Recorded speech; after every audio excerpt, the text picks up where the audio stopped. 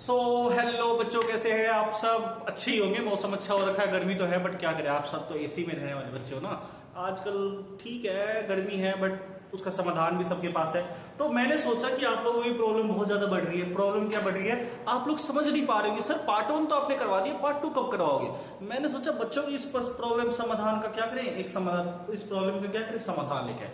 तो हमने आप लोगों की समाधान करने के लिए हिस्ट्री का पार्ट 2 आज से हम स्टार्ट करने वाले हैं और धुआंधार तरीके से, छप्पड़ फाड़ के तरीके से हम लोग पढ़ेंगे और पढ़ाएंगे आप लोगों को। सो तब तक बने। तो आज हम पहला चैप्टर करेंगे पार्ट 2 का, जो मिडिवल इंडिया है। और पार्ट 2 का जो सबसे पहले ट्रैवलर है उसका नाम क्या है बेटा?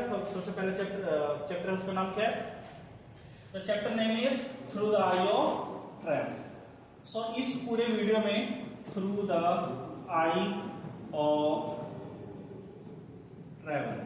अब ये जो ट्रैवलर्स की बात हो रही है बेटा, इसमें 3 ट्रैवलर्स की बात करेंगे इस पूरे चैप्टर में। सबसे पहले ट्रैवलर आपकी बात करेंगे अल-बरूनी की,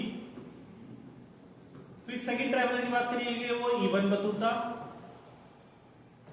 एंड थर्ड ट्रैवलर की बात करेंगे फ्रैंकोइस बर्नियर। ये 3 ट्रैवलर की बात करेंगे। हम लोग 3 सेपरेट वीडियो बनाएंगे। पहले वीडियो में सिर्फ हम अल-बरूनी के बारे में बात करेंगे।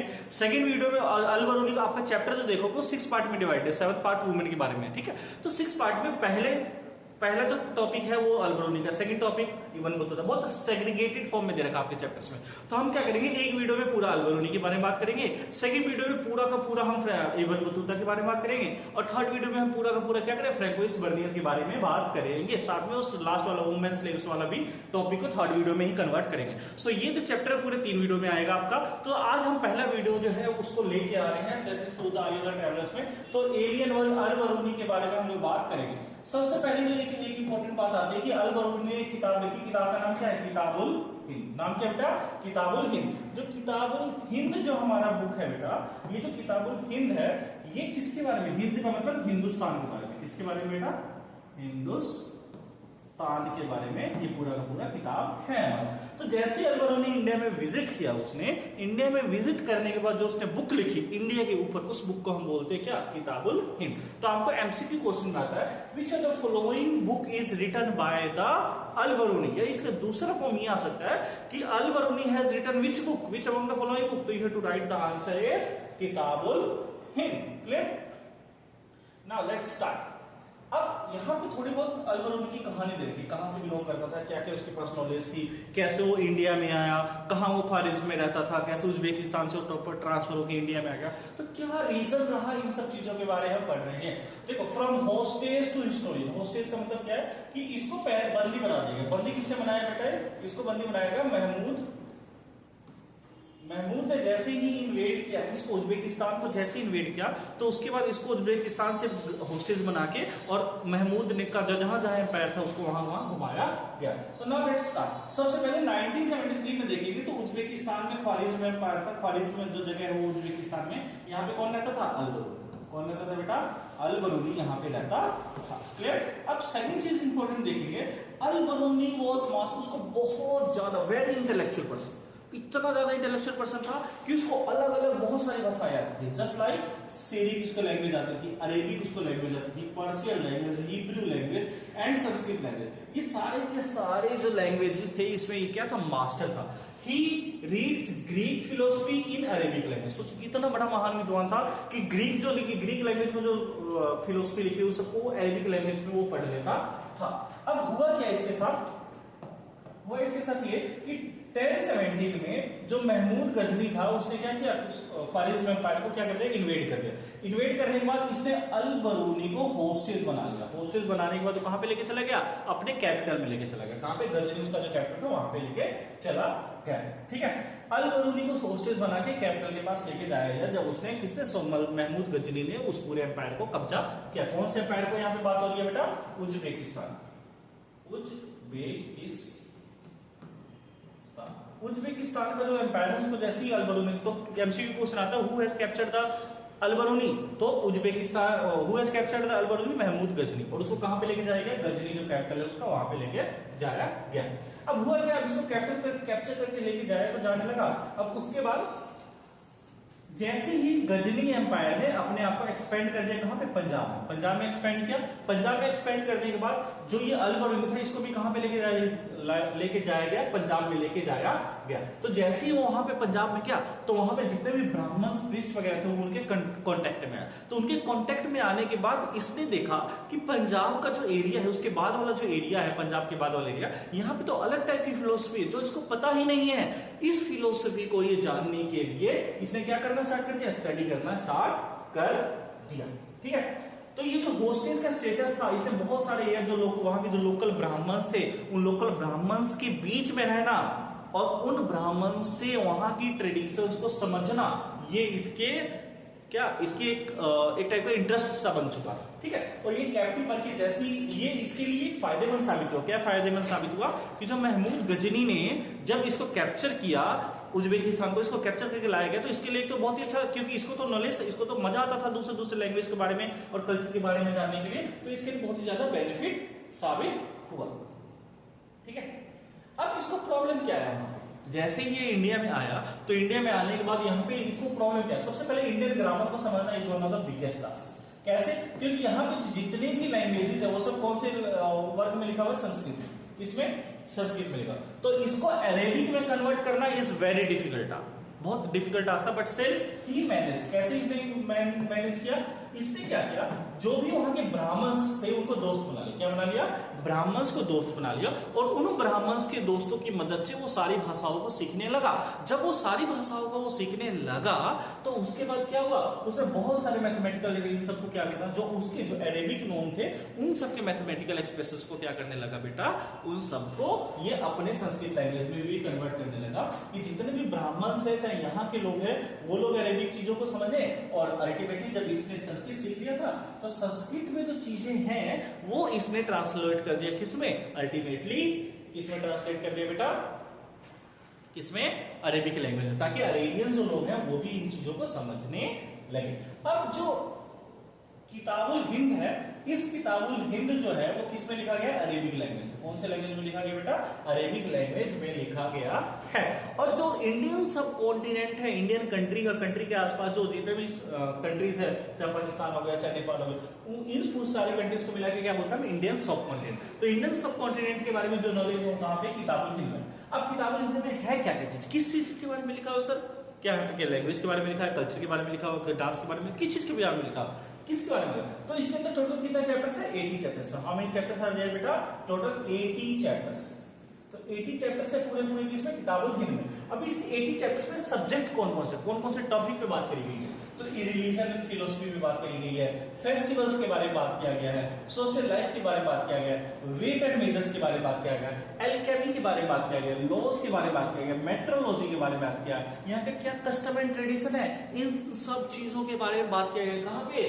इस बुक में जिसका नाम है किताबुल हिंद। समझ गए? तो किताबुल हिंद में टोटल कितने चैप्टर है? एमसीक्यू क्वेश्चन अगेन 80 चैप्टर्स है। और टॉपिक क्या है? Religion, philosophy, social life, weight and measures, alchemy, laws, metrology और मैनर एंड कस्टम, ये सारी चीजें इसके बारे में लिखा गया है।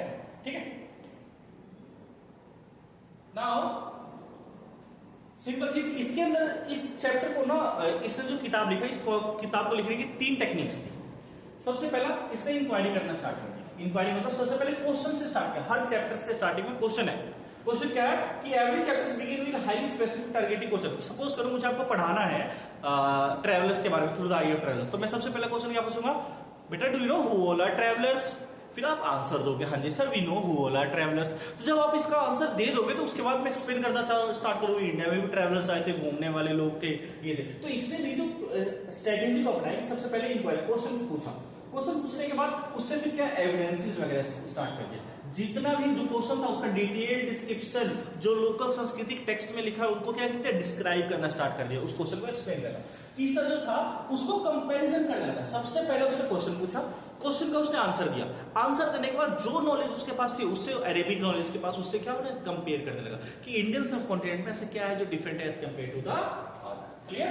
तो जितने भी रिलीजियस कस्टम एंड ट्रेडिशंस थे उन सबको इसने कंपेयर करना स्टार्ट कर दिया। अब जब अल बरूनी इंडिया में आया तो इंडिया में आने के बाद उसको क्या क्या प्रॉब्लम को फेस करना पड़ा? तो देयर वर बेसिकली 3 प्रॉब्लम। सबसे पहला प्रॉब्लम इज द लैंग्वेज। जो वो लैंग्वेज जानता था वो इंडिया वाले नहीं जानते थे, और जो इंडिया वाले जानते थे वो नहीं जानता था। तो इस लैंग्वेज के बीच का जो कॉम्प्लेक्स प्रॉब्लम था, इस कॉम्प्लेक्स प्रॉब्लम को बहुत ही ज्यादा उसको फेस करना पड़ा। तो धीरे धीरे इसने लैंग्वेज को क्या करना स्टार्ट कर दिया, सीखना स्टार्ट किया। तो is the first problem.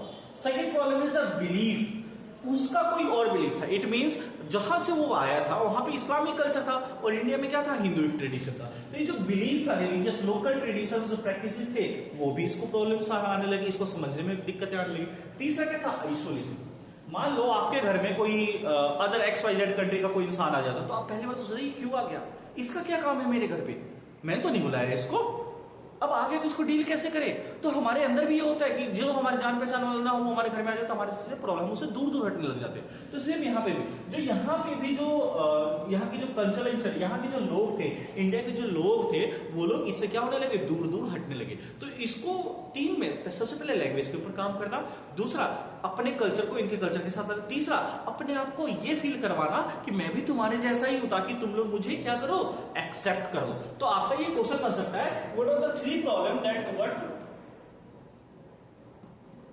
Are three problems that Al-Biruni faced while he was in India।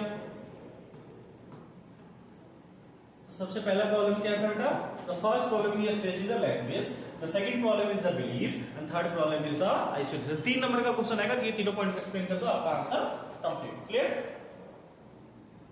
Now हुआ क्या, जितने भी ब्राह्मण्स थे, उन ब्राह्मण्स के जितने भी ट्रेडिशन, जितने भी टेक्स्ट वगैरह, वेद, पुराण, भगवद गीता, वर्क, पतंजलि, मनुस्मृति, इन सभी टेक्स्ट को पढ़ना, इन सब में कमियां निकालना, इन सब में देखना कि हाँ क्या अच्छी चीजें क्या बुरी चीजें हैं। Just like because he relied on these specific his entire understanding of Indian society was heavily influenced by the normative rules.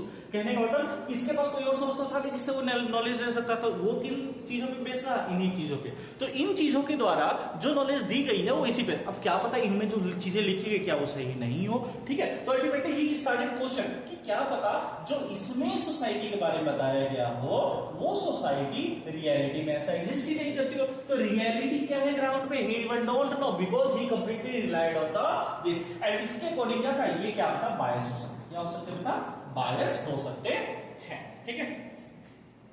Now he have seen that the complete society was divided into the 4 parts. On the top there was a Brahmins, then there was a Kshatriya, then there was a Vaishya, then there was Shudra. Ultimately he has no problem with that. क्यों problem नहीं था, क्योंकि अगली slide में हम देखेंगे he was all aware कि ultimately हर एक कंट्री जो है वो कहीं ना कहीं किसी न कंटेक्स्ट में क्या है, डिवाइडेड है। जस्ट लाइक आप देखोगे, इफ यू सी दिस, तो एंशिएंट पर्शिया में 4 सोशल कैटेगरी था, night, Prince, Monks, physician and peasants. ये 4 पर्शिया में डिवाइडेड था कंप्लीटली, ठीक है। अब जो आप इंडिया की बात करो तो इंडिया में भी 4 पार्ट में डिवाइडेड था, वर्ण सिस्टम था, क्लियर। एंड ये सारे के सारे डिवाइड था किस बेसिस पे, ओरिजिन पे, कौन कहां ओरिजिनेट होता है उसके बेसिस पे। अब जब आप इस्लामिक कॉन्ट्रास्ट की बात करेंगे तो इस्लाम में देखेंगे कि within Islam he noted कि not all men were considered completely equal, there was a difference. कुछ गरीब है कुछ अमीर है, वहां पे भी डिफरेंस को देखा जाने लगा। तो इसके लिए समाज का डिवाइड होना इंडिया में इज नॉट न्यू, बिकॉज इसने पहले से ही देखा था कि पूरे ऑल ओवर वर्ल्ड में चीजें क्या है, ऑलरेडी डिवाइडेड हो रखी है। But the problem he is find was the problem with related to the pollution. अभी पॉल्यूशन का क्या प्रॉब्लम है सर, पॉल्यूशन का प्रॉब्लम ये है कि इंडिया में जो शूद्र कैटेगरी के लोग हैं बेटा, जिनको वर्ण सिस्टम में सबसे टॉप डाउन लेवल पे रखा गया है, इनको क्या कंसिडर किया जाता है, पॉल्यूटेड। क्या कंसीडर किया जाता है बेटा, पॉल्यूटेड। तो इसको प्रॉब्लम ये नहीं था कि समाज डिवाइडेड है, इसको प्रॉब्लम क्या था, प्रॉब्लम विद द पॉल्यूशन। कैसे कोई एक इंसान जो हर जगह से हर तरीके से बराबर है, एक आप पॉल्यूटेड को, एक को आप पॉल्यूटेड कंसीडर कर रहे हो, दूसरे को पॉल्यूटेड कैसे कर सकते हो आप? कैसे आप कह सकते हो कि उसकी परछाई से आप पॉल्यूटेड हो गए? कैसे आप कह सकते हो जहां से उसने पानी पिया है आप वहां से पानी नहीं पियोगे? So this is a problem. So ये तो फॉरवर्ड था, इसके लिए क्या था, इसके लिए तो इसने भी एनालाइज किया, भैया division is okay, no problem with the division, but ये जो पॉल्यूशन वाला कंसेप्ट है ना, ये पॉल्यूशन वाला कंसेप्ट जो है बहुत ही ज्यादा प्रॉब्लमेटिक है। तो शायद इसी से इंस्पायर होकर हमारे फ्रीडम फाइटर्स, जो हमारे फ्रीडम फाइटर्स थे, उन्होंने जब कॉन्स्टिट्यूशन बनाया तो इन्होंने क्या डाल दिया, आर्टिकल 17 और 18 17 प्रॉब्लम विद द अनटचेबिलिटी वाला आर्टिकल जो है वो डाल दिया। तो इसने कहा कि जब लॉ ऑफ नेचर सबके लिए बराबर है, जब धूप छाव सब कुछ बराबर मिल रहा है, पानी सबके लिए इक्वालिटी है, नदी इक्वल है, हवा जब किसी भेदभाव कर रहा है, तो आप क्यों इस सोशल इक्विटी वाले कंसेप्ट में पढ़ रहे हो? So he has found this thing is a very vague और critic, so he was not happy with this type of thing. Now इसने देखा कि there is a one more concept is like that कि a rigid hierarchy, ये hierarchy जो आपने देखा ना, ब्राह्मण क्षत्रिय शूद्र वैश्य, ये hierarchy इतनी rigid है कि कोई ब्राह्मण बनेगा तो ब्राह्मण ही रहेगा, शूद्र बनेगा तो शूद्र, कभी भी शूद्र जो है वो ब्राह्मण की कैटेगरी में नहीं जाएगा, ठीक है। तो ये rigid hierarchy जो है ये बिल्कुल भी अच्छा नहीं। अल-बरूनी ने जो प्रेजेंट किया, ये rigid geometric culture rule bound based जो कास्ट सिस्टम है, ठीक है, ये नॉर्मेटिव, ये ब्राह्मण्स के लिए ब्राह्मणिकल व्यू से बिल्कुल नॉर्मल हो सकता है, बट हमारे लिए क्या है, ये चीजें नॉर्मल नहीं है। इसने एक इकोनॉमिक रियलिटी भी देखा क्या, कि in practice the system was economically fluid, category defined as untouchable, born outside the system, face severe social oppression, yet were fully integrated in the economic system। कह रहा है कि मान लो शूद्र जो है वो शूद्र बेशक बाहर रह रहे हो, हम उनको टच ना करें, बट वो जो इकोनॉमिक एक्टिविटी जो जिससे वो इकोनॉमिक एक्टिविटी कर रहे हैं उससे जो हमारा फायदा तो हम उनको इंटीग्रेट करेंगे। मतलब सामाजिक तौर पे जो हमारा समाज जो है डिवाइडेड है, बट इकोनॉमिक टर्म पे सब जो है क्या करेंगे, एक साथ मिलजुल के रहेंगे। इन्होंने एक टर्म दिया अंत्याजा। अंत्याजा क्या है, जो इस सिस्टम से बाहर जन्म लेगा, जो ब्राह्मण क्षत्रिय वैश्य शूद्र इन सिस्टम से जिनको बाहर जन्म लेगा, जिसको इन चारों सोशल वर्ग सिस्टम से कोई लेना देना नहीं होता, या जो इस सिस्टम में फिट नहीं बैठते, उनको क्या बोलते हैं, अंतज। तो इन्होंने बोला कि जितने भी ये ब्राह्मण क्षत्रिय शूद्र वैश्य हैं, they all are okay, they all are divided on the social terms, but they are equal, they are integrated in term of economic reality. तो इकोनॉमिक जहां पैसे की बात आएगी वहां तो हम एक साथ रहेंगे, बट जहां समाज की बात आ जाएगी वहां तो अरे तुम कैसे हो, तुम तो बहुत ही दूर हो, ये है वो हो, इस टाइप की चीजें थी। तो ये तो था बेटा अल-बरूनी का प्रॉपर जो सिस्टम अल-बरूनी ने कैसे देखा था। अल-बरूनी ने कौन सी किताब लिखी, किताबुल। उस किताबुल में कितने चैप्टर थे, 80। कौन कौन से टॉपिक पे लिखा गया, ये भी इंपॉर्टेंट है। इंडिया में आया तो उसको क्या प्रॉब्लम फेस किया, कैसे वो इंडिया लाया गया, तो ख्वारिज्म एम्पायर जो था, ख्वारिज्म से कैप्चर करके इसको लाया गया। यहाँ पे आया तो उसने लोकल ब्राह्मण से मिला, यहाँ पे संस्कृतिक टेक्स्ट वगैरह को पढ़ा उसने, ठीक है। इंडिया में आने के बाद 3 उसको प्रॉब्लम, लैंग्वेज के बेसिस पे, कस्टम के बेसिस पे, और तीसरा क्या, इंसुलैरिटी, ये 3 उसको प्रॉब्लम फेस करने लगा। उसने पॉल्यूशन को, डिवीजन ऑफ सोसाइटी को कैसे पता, उसको पॉल्यूशन से क्यों प्रॉब्लम थी, इन सब चीजों को हमने कर लिया। पार्ट 1 हमारा चैप्टर का कंप्लीट हो चुका है। इट मींस हमने अल-बरूनी एक ट्रैवलर जो था वो हमने खत्म कर दिया है। एमसीक्यू क्वेश्चन ये भी आता है बेटा कि Al-Biruni belong to which country, it belong to the Uzbekistan. कौन सी कंट्री से आता है बेटा, Uzbekistan. Now wait for the second chapter and second part of this chapter that we are going to discuss Ibn Battuta, ठीक है। तब तक बने रहे, स्लाइड्स को बार बार देखते रहे, वीडियो को बार बार देखें, कोई दिक्कत आए तो बार बार देखें, बार बार जाए और कमेंट वगैरह करें। If you feel something that किसी चीज को इंप्रूव करना है या किसी और तरीके से हम बेटर तरीके से एक्सप्लेन कर सकते हैं, we are free to take, clear. So go through this video as much as you can and learn and enjoy. Thank you so much.